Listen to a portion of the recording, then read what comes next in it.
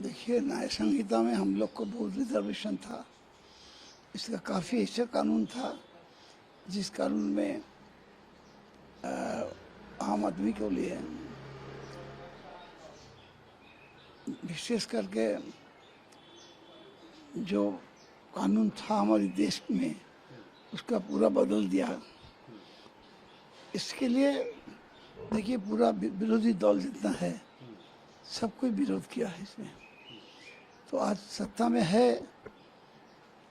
इतना दिन जो हमारी लेबर लॉ था वो भी लागू कर दिया, न्याय संहिता भी चालू कर दिया। तो वो लोग, हम लोग नहीं किया, वो लोग आके किया है। हमको इसमें बोलना कुछ नहीं है, उसको अधिकार में है, वो कर सकता है उसका टाइम में। लेकिन ममता बनर्जी इसको नहीं मानता था, इसीलिए नहीं किया है। हम लोग समर्थन किया, ये नहीं किया ममता बनर्जी अकेला किया, हर अपना जितना हम लोग एमएलए है सब इसको समर्थन भी किया। सुगंधा, ये भी कहा गया कि आयुष्मान भारत की बात कर रही है। आयुष्मान भारत जो स्कीम है उसका जो कामकाज है वो आज से शुरू होने वाला है। पिछला सरकार में स्वास्थ्य साथी था और ये सरकार आयुष्मान भारत को शुरू कर रही है। दोनों में क्या फ़र्क रहेगा और किस में क्या बेनिफिट? फ़र्क तो जरूर रहेगा, फ़र्क रहेगा। इसमें रहेगा कि आयुष्मान भारत और स्वास्थ्य साथी एक ही पैसा दे रहा है, वो एक ही पैसा दे रहा है, टका रुपया दे रहा है, हमारा से ज़्यादा नहीं दे रहा है। लेकिन स्वास्थ्य साथी कार्ड एक फैमिली को एक ही मिलेगा, पहले भी ऐसे ही था। लेकिन इसमें कुछ कंडीशन रहेगा। हमको मालूम होगा कि 1 महीना के बाद कुछ कंडीशन भी आरोप करेगा, हर जगह में, हर स्कीम में। आयुष्मान भारत भी काफ़ी कंडीशंस है। ऐसे कंडीशंस जो आरोप करने का बाद असली जो इंटेंशन है ये लोग का, वो निकल जाएगा।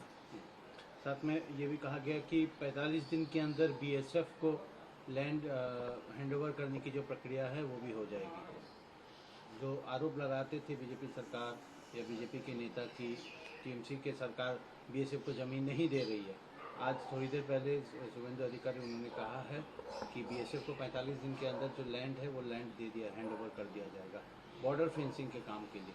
इस रूप से देखते क्या कहेंगे इसमें? देखिए, उसमें बॉर्डर में फेंसिंग नहीं था, लेकिन उधर में बीएसएफ का चौकी तो था। पूरा रास्ता, पूरा जितना किलोमीटर है ना, पूरा बीजेपी का चौकी था। तो चौकी में पहरादार नहीं था क्या? उसके घुसपैठिया आ जाता है। ये तो पहले वो समझना चाहिए।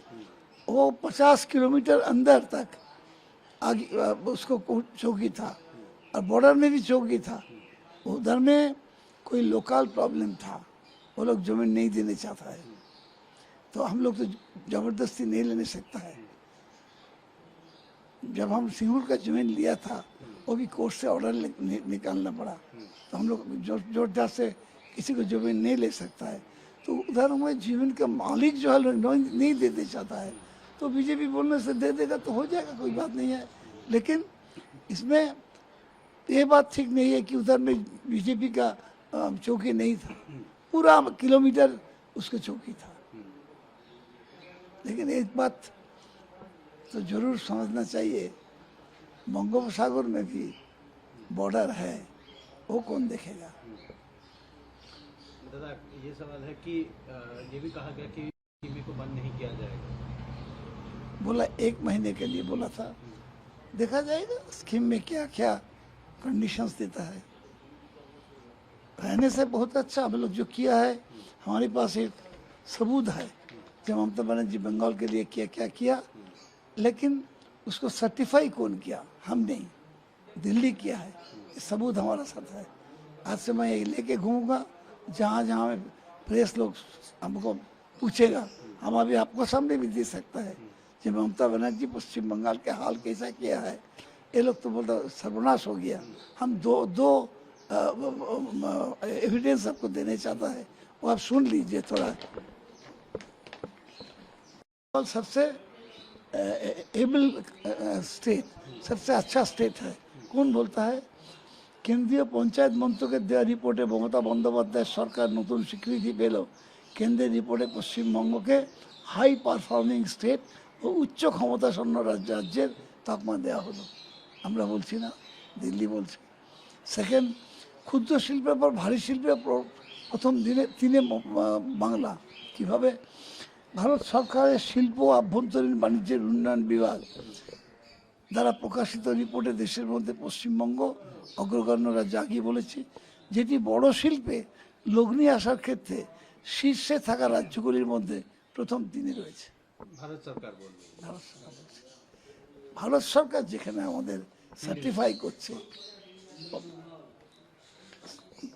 एक ही बात बोला रिजर्व बैंक, एक ही बात बोला है, रिजर्व बैंक बोला है। तो इसका बाद भी बांग्ला को खराब बनाने का, छोटा बनाने का जो कोशिश चल रहा है, इसको विरोध में हम लोग लड़ेंगे। तो आखिरी सवाल यह है कि शुभेंदु अधिकारी के अनुसार वो शार्प शूटर गैंग में से हैं, तो क्योंकि जब ये मर्डर हुआ था तब टीएमसी के ऊपर आरोप लगाया गया था बीजेपी की तरफ से, क्या कहेंगे? देखिए, ये तो नया केस नहीं है, इसके पहले भी शुभेंदु बाबू का अधिकारी का, देखिए हम उसको विरोध में कुछ नहीं बोलता।